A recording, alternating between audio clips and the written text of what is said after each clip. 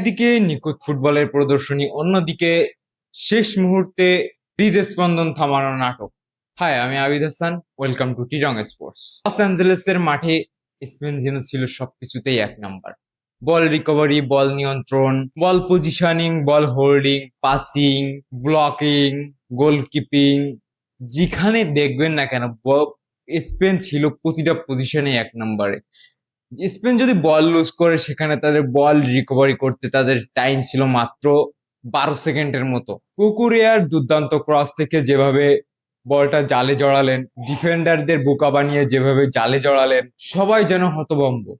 Goalkeeper স্লেগার যেন শুধু চেয়ে চেয়ে দেখা ছাড়া আর কিছুই তার করার ছিল না। ঠিক এমন একটা মুহূর্ত মধ্য দিয়ে 1-0 গোলে লিড নেয় স্পেন। তবে স্পেন আজকে যেভাবে খেলছে, তো এটা কিছু ফ্যানদের জন্য চোখের শান্তি, কিছু রাত জাগার সার্থকতা।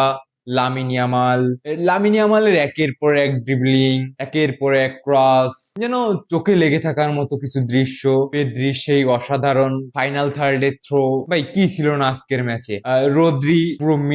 রোদ্রি এবং পেদ্রি পুরো মিডফিল্ড, স্পেনের পুরো মিডফিল্ড কন্ট্রোল করে রাখছে, যার ফলে অস্ট্রেলিয়া তারা যখন অ্যাটাকে যাচ্ছিল, ফার্স্ট বাধাটা আসছিল রোদ্রি এবং পেদ্রির কাছ থেকে, দেন ডিফেন্স, দেন তারপরে Unai Simons. Spain midfield full control রাখার কারণে অস্ট্রেলিয়ার গোল করাটা টোটালি দুঃসাধ্য ব্যাপার হয়ে দাঁড়িয়েছিল। তবে অস্ট্রেলিয়া যে অ্যাটাক করে নাই তা না, অস্ট্রেলিয়া কিছু দুর্দান্ত অ্যাটাক করছিল। তারাও যেভাবে কাউন্টার অ্যাটাকে প্রেস করতেছিল, সত্যি প্রশংসার দাবিদার। কার কাছে কেমন লাগছে জানি না, তবে এই স্পেনের খেলা দেখে আমার মনে হচ্ছে এই স্পেন এই ওয়ার্ল্ড কাপে অনেক দূর যাবে, অনেক দূর যাবে। হয়তো সেটা ফাইনালও হতে পারে, হয়তো সেটা সেমিফাইনালও হতে পারে। তবে এইখানে স্পেন সবাইকে যেন জানান দিয়ে গেল যে আমরা কেন এই ওয়ার্ল্ড কাপে ফেভারিট।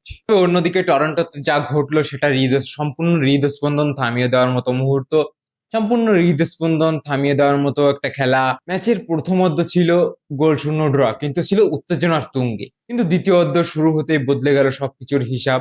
ম্যাচের 53তম মিনিটে ইভান প্রেসিসের দুর্দান্ত শটে এগিয়ে যায় ক্রোয়েশিয়া। পর্তুগাল সমর্থকদের তখন বুকে কাঁপন ভয়।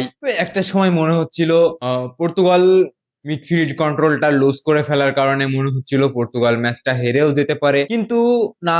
ম্যাচের 68তম মিনিটে বক্সের ভিতর ফাউলের শিকার হন ভেইগা। ভিআর চেকে গেলেন রেফারি, পেনাল্টির বাঁশি বাজলো তখনই। বলটা ঠান্ডা মাথায় জালে জড়ালেন ক্রিস্টিয়ানো রোনালদো। এখন পর্যন্ত 6টা ওয়ার্ল্ড কাপ খেলে নক আউট স্টেজে ফার্স্ট গোল করলেন ক্রিস্টিয়ানো রোনালদো। তবে এই ক্রিস্টিয়ানো রোনালদোর পেনাল্টি শুট আউটের গোল থেকে সমতায় ফেরে পর্তুগাল। ম্যাচ যখন হাড্ডাহাড্ডি লড়াই চলছিল, তখন পর্তুগালের কোচ রবার্তো মার্টিনেজ 81তম মিনিটে ক্রিস্টিয়ানো রোনালদোকে সাবস্টিটিউট করে নেন। তবে আমার কাছে মনে হয় এটাই ম্যাচের টার্নিং পয়েন্ট। ম্যাচের অতিরিক্ত সময় চলছে তখন, 4 মিনিটের মাথায় রাফায়েলার ক্রস থেকে গঞ্জালো রামোস হেড দিয়ে বলটা ক্রোয়েশিয়ার জালে জড়িয়ে দেন। শেষ মুহূর্তে এসে পর্তুগালকে এগিয়ে নিয়ে যান গঞ্জালো রামোস।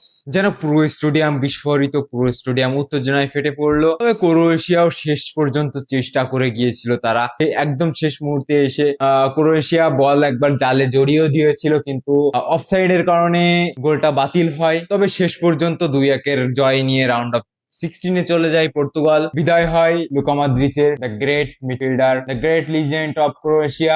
ধন্যবাদ সবকিছুর জন্য আপনাকে। ফুটবলকে অনেক কিছু দিয়েছেন, ক্রোয়েশিয়াকে অনেক কিছু দিয়েছেন। ক্রোয়েশিয়ার আজ এই পর্যন্ত আসার পিছনে লুকা মদ্রিচের অবদান অস্বীকার করার মতো কোনো কিছু নাই। লুকা মদ্রিচ যেভাবে ক্রোয়েশিয়ার মিডফিল্ডকে সামলেছে, ক্রোয়েশিয়ার মিডফিল্ড সামলে যেভাবে ক্রোয়েশিয়াকে নেতৃত্ব দিচ্ছে, সে একজন ক্রোয়েশিয়ার কিংবদন্তি, ক্রোয়েশিয়ান যোদ্ধা।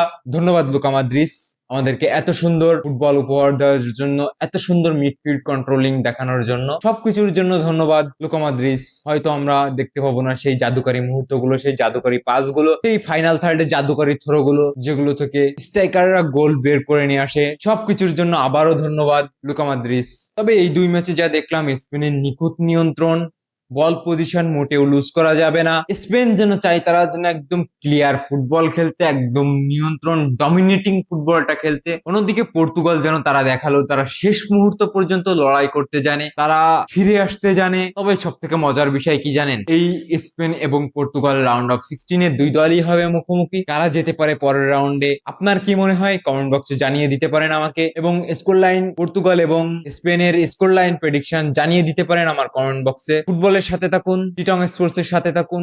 বিশ্বকাপের সাথে থাকুন। ধন্যবাদ সকলকে।